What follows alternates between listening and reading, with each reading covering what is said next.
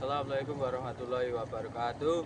Saya di sini akan membacakan cerpen karya Muhammad Fadli Kurnia Ayis yang berjudul Serpihan Harta Bernyawa yang Gila. Langkah kaki begitu halus tanpa suara, lewati senyapnya angin malam, gelap gulita tanpa cahaya. Harus membawaku pergi dari penjara hidup ini, bertemu dengan seorang pria yang telah menunggu di sebuah genangan air berisi ikan-ikan besar. Tweng, teng, teng. Pancingan yang aku pegang jatuh tergeletak di atas keramik yang keras. Waduh, kacau kali ini panci. Aku lanjut berjalan dan berharap penghuni penjara ini tidak menghiraukan bunyi itu. Tak, suara saklar lampu ditekan oleh seseorang. Mau kemana kamu malam-malam, Jis? Seorang lelaki kurus berkacamata menatapku dengan garangnya.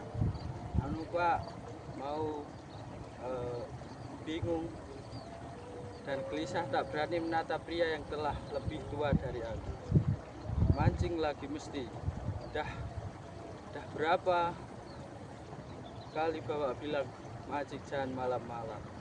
Teriakan pria berkacamata membuat suatu jaga penjara hidup ini ikut terbangun dari sarangnya. Ada apa tak? Ini ribut-ribut. Penjaga satu tiba dan paras cantiknya. Ya Allah Aziz, mau kemana kau nak malam-malam? Bawa pancing. Pasti Sulis yang ajakan.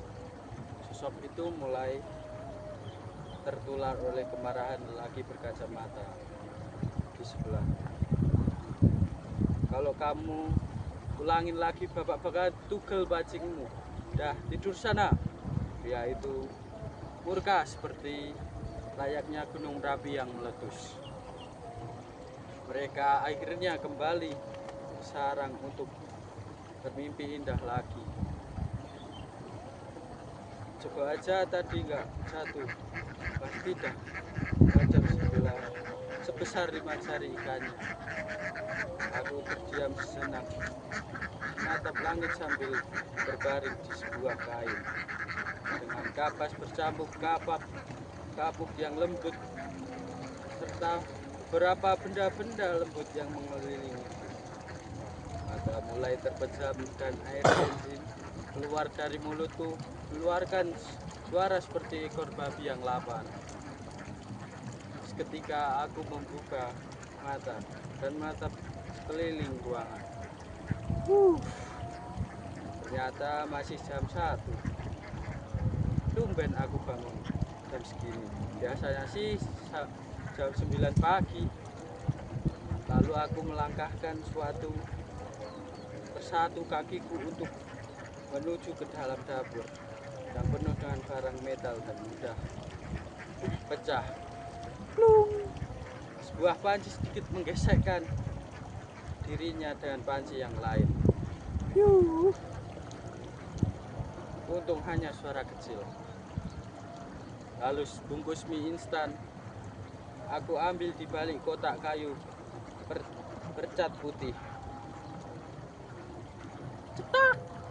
Suara kompor dan desisnya suara gas membuatku terkejut. Aroma bubuk yang tercampur oleh hangatnya air mulai menyebar di penjuru ruangan.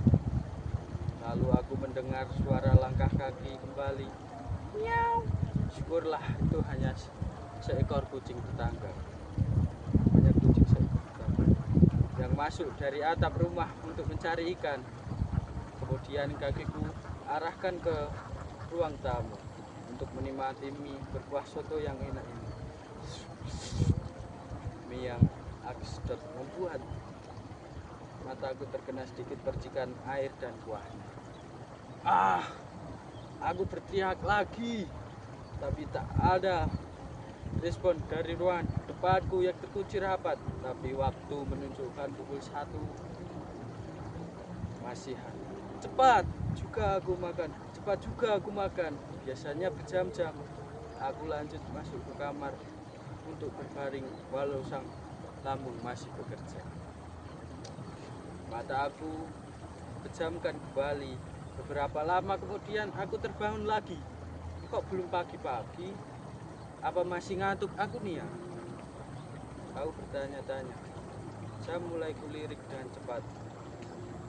Masih pukul 1.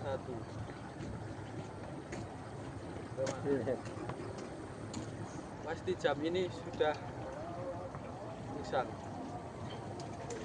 Tapi jarum ikan masih bergerak. Aku berlari menuju kamar para penjaga penjara. Pak, Bu, aku berteriak memanggil mereka. Namun tak ada respon sama sekali. Aku dobrak pintu kamar.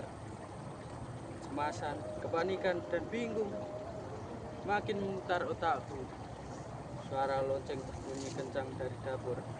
Teng, teng, teng. Sosok berjubah hitam yang melebihi tinggiku mulai menemukanku. Akhirnya, temu juga kau. Aku lantas refleks berlari tak bisa berteriak. Saat aku menuju pintu, tiba-tiba sebuah lubang seperti portal muncul dari bawah. Tolong! Namun, keesokan harinya, kedua penjaga itu kebingungan. Di mana Aziz, Pak? Mereka kebingungan. Aku juga tak tahu. Padahal joran dan motornya ada di rumah aku.